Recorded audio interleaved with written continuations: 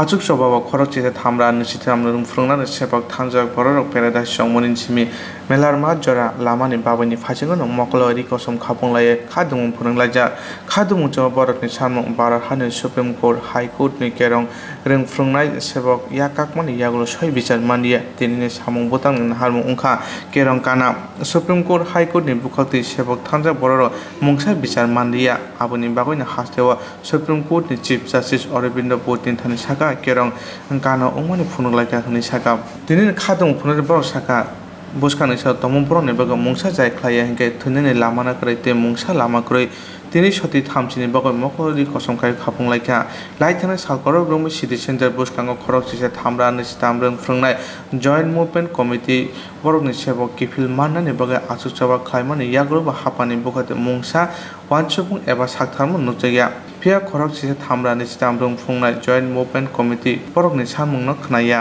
hapang আমাদের তো 7 December থেকে এই আন্দোলন চলছে।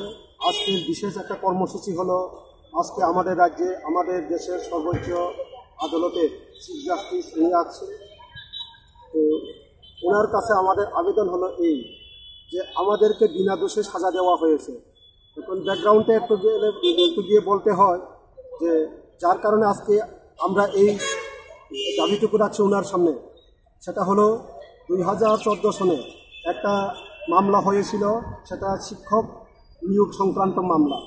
সেটা হলো রিট পিটিশন 51 নম্বর অফ 2014।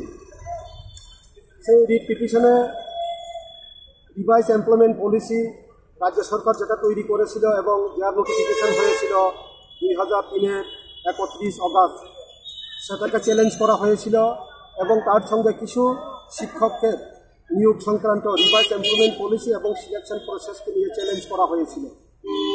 পরবর্তীকালে ডিভিশন বেঞ্চ ত্রিপুরা হাইকোর্টের সেই মামলার সঙ্গে আরও কয়েকটা মামলাকে একসঙ্গে যুক্ত করে এবং টোটাল 58টা রিট পিটিশনকে তখন যুক্ত করা হয়েছিল এবং 462 জনের বিরুদ্ধে রিভাইস এমপ্লয়মেন্ট পলিসি অনুসারে এবং সিলেকশন প্রসেস অনুসারে মামলা গ্রহণ করা হয়েছিল। ওই 58টা রিট পিটিশনের মধ্যে শুধুমাত্র 462 জনের বিরুদ্ধেই সেই রকম মামলা হয়েছিল এবং পরবর্তীকালে 7 মে 2014 সনে ডিভিশন বেঞ্চ সেটার জাজমেন্ট দিয়ে দেয়। সেই জাজমেন্টে একটা জায়গাতে উল্লেখ করা হয়েছিল যে যেটাকে আমরা বারবার বলি, আমরা এখন ইনজাস্টিস কেন, আমরা জাস্টিস চাই, আমরা ইনজাস্টিস এখন জাস্টিস চাই।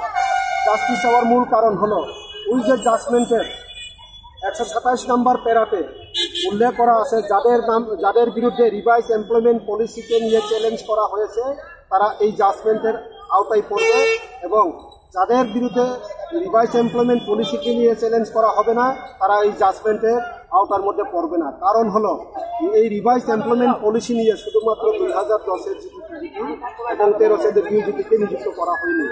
এই রিভাইস এমপ্লয়মেন্ট পলিসি নিয়ে সরকারের বিভিন্ন দপ্তরে শিক্ষা দপ্তর সহ নিযুক্ত হয়েছিল 2014 পর্যন্ত।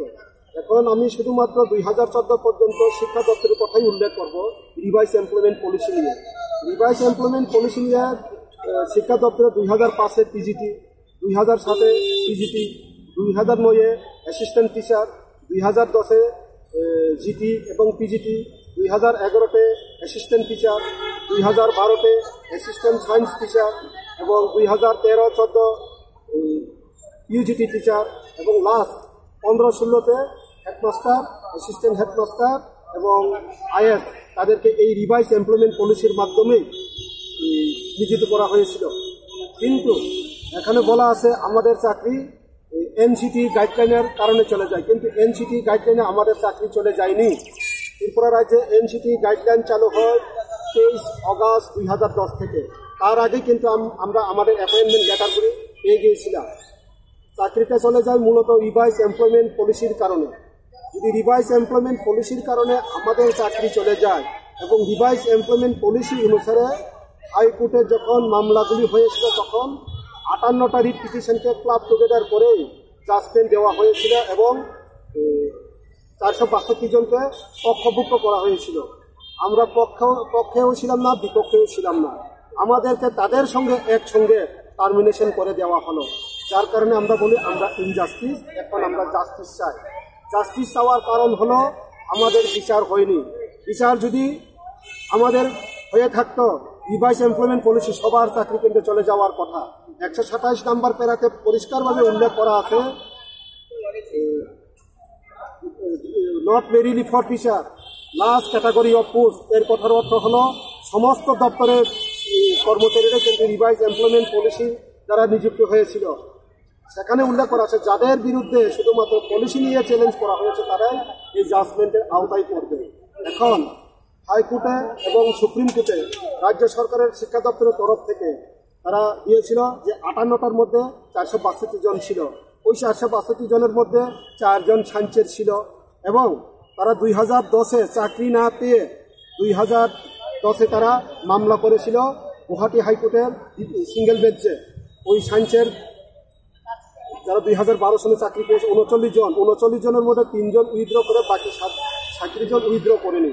এখন ওই বাকি 37 প্লাস 4 জন সহ কিন্তু সুপ্রিম কোর্টে আমাদের সঙ্গে জাজমেন্টে তাদের ছিল, কিন্তু আমাদের নাম ছিল না। কিন্তু যখন টার্মিনেশন করা হয় শুধুমাত্র 10-এর জিটি পিজিটি এবং 13 ইউজিটিদেরকে টার্মিনেশন করা হয়, একটা করে স্কিপ করা হয়। এটা হলো 537 অব 2012 সাল।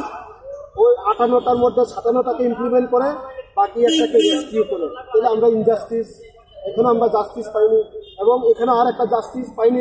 এখানে 462 জন ছিল, সবার তো চাওয়ার কথা না। এখানে আমরা ইনজাস্টিস, যার কারণে আমরা এখন মহামান্য বিচারপতির কাছে আমরা জাস্টিসের জন্য আবেদন রাখছি, যাতে আমাদেরকে জাস্টিস দেওয়া হয়।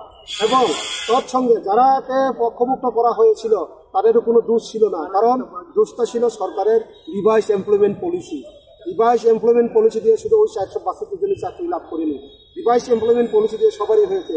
যদি রিভাইস এমপ্লয়মেন্ট পলিসি চ্যালেঞ্জ হয় 2003 থেকে সবার চাকরি চলে যাওয়ার কথা, কিন্তু পার্টিকুলার কোনো একটা অংশকে এইভাবে করা হয়েছে। এটা সম্পূর্ণভাবে কোনো একটা মহল থেকে রাজনৈতিক চক্রান্তের কারণে, ক্ষমতার লোভে আমাদেরকে এই পথে তারা এনে দিয়েছে। আমি বলবো ওনাদের শুভবুদ্ধির বিকাশ হোক, ওনাদের মনের মধ্যে শুভবুদ্ধির যেন উদয় হয়। ওনারা যাতে আমাদের এই আন্দোলন থেকে আমরা বারবার বার্তা দিয়েছিলাম, আসুন আমাদের সঙ্গে আলোচনায় আসুন, আলোচনার মাধ্যমে সমস্ত কিছু সমস্যার সমাধানের একমাত্র রাস্তা। কারণ আলোচনা ছাড়া পৃথিবীর কোনো সমস্যার সমাধান হয়নি আজ পর্যন্ত। একমাত্র আলোচনাই হলো সমস্যা সমাধানের মূল রাস্তা। তাই বারবার আমরা এখন বর্তমান রাজ্য সরকারকে আহ্বান রাখছি, আমাদের সঙ্গে আলোচনায় আসুন। আলোচনার মাধ্যমে কীভাবে সমস্যার সমাধান করা যায়, আমরা 3 অক্টোবর রাজ্যের মাননীয় মুখ্যমন্ত্রীর কাছে আমাদের দাবি সনদ যেমন তুলে দিয়েছিলাম, সেখানে আমাদের এই প্রপোজালও দিয়েছিলাম কীভাবে করতে পারে। ওনারা দুইভাবেই করতে পারে, একটা হলো 127 অথবা 12,000 পোস্ট, আর একটা মূল দাবি মৃত পরিবারগুলি একটা করে সরকারি স্থায়ী চাকরির ব্যবস্থা কিন্তু করতে হবে, সেটাই আমাদের মূল দাবি। কিছু কথা বলেছেন যে এখানে আন্দোলন না করে বুঝতে পেরেছেন ওনারাও যে সরকার পক্ষ সিম্পিতি আছে, কিন্তু আপনারা হয়তো রাগ অভিমান থেকে এখানে বসে আছেন এই কনকনে শীতের মধ্যে বাচ্চা কাচ্চা নিয়ে। তো বলেছে যে বাড়ি ফিরে যাওয়ার জন্য, এ বিষয়ে আপনাদের কি প্রতিক্রিয়া রয়েছে?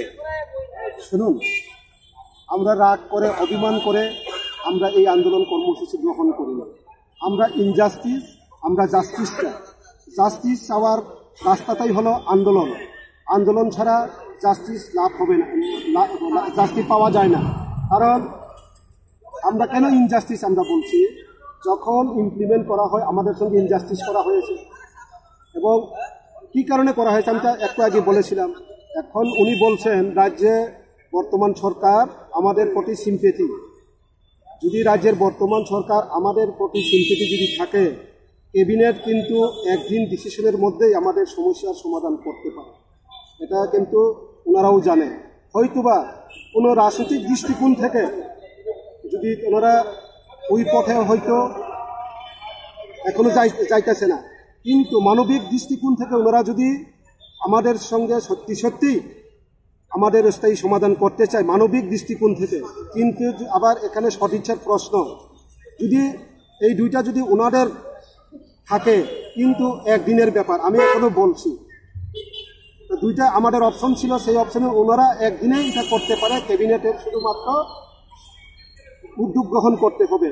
আবার ওনাদের ক্যাবিনেটের এক মন্ত্রী, 3 নম্বর মন্ত্রী, যে রাজ্যের ল্যান্ড অ্যান্ড রেভিনিউ মিনিস্টার, বিধানসভার মধ্যে দাঁড়িয়েই বলেছিল সরকার যদি উদ্যোগ গ্রহণ করে একদিনেই কিন্তু এই 10,323 সমস্যার সমাধান করতে পারে। উনি তো আইনের মধ্যে দাঁড়িয়ে এই কথা বলেছিল তখন বিধানসভার মধ্যে, কিন্তু ওনাদের মন্ত্রিসভার সদস্যরাই নাকি অপুষ করে, এটাই আমরা বুঝতে পারছি না। এখন ফলে পরীক্ষা আমাদের কোনো জাস্টিসই হলো না, পরীক্ষা কি করে আমরা দিব? ওনারা আগে জাস্টিস দেখ না, তারপরে আমরা পরীক্ষা দিব না কি দেবো সেটা আমরা চিন্তা করবো। পরীক্ষা আমরা তো ইন্টারভিউ দিয়েই তো চাকরি পেলাম, আবার ইন্টারভিউ কিসের? সমস্যা সমাধান করতে হলে তার ইন্টারভিউর কোনো প্রশ্ন নেই, কারণ আমরা যখন চাকরিতে যোগদান করেছিলাম তখনের যে ক্রাইটেরিয়া ছিল সেই সমস্ত ক্রাইটেরিয়া ফুলফিল করেই আমরা চাকরি পেয়েছিলাম। এখন আবার পরীক্ষা দিতে হবে, এটা তো আবার ইনজাস্টিস আমাদের সঙ্গে। আমি বলবো এটা আবার ওনারা ইনজাস্টিস করছে আমাদের সঙ্গে, সেটার জন্য আমরা জাস্টিস চাই। মনোজ কান্তি ফিট ইন্ডিয়া কাইসা বেদেক উঙ্গই सांग्रांसार उमाकान्त रंगनगो त्रिपुरा NSC नि लुआ जिमंग बाइसाइकेल रेली ख्लाजागा अरम मानजाका थं रंग बेदेक नि मन्त्री मनोज कान्ति देव बतिनि पान्दाव ककनाराव थांथां साका तिनि पान्दाव ख्लाइमानि नाहारमु उंखा बारा हानि मन्त्री अकरा नरेन्द्र नि फिट इन्डिया सिस्टेमना बागै वानसु गाखानाय अ नाहारमु फासिं नाहारिन हास्टेबो फिट इन्डिया रिपिट अ नाहारमु फासिं नाहारिन हास्टेबो फिट इन्डिया नि बागै सामुं बतang यागन हारगा हनै तिनि पान्दाव थंदों मन्त्री न कारे कुबुन आदं मानजाका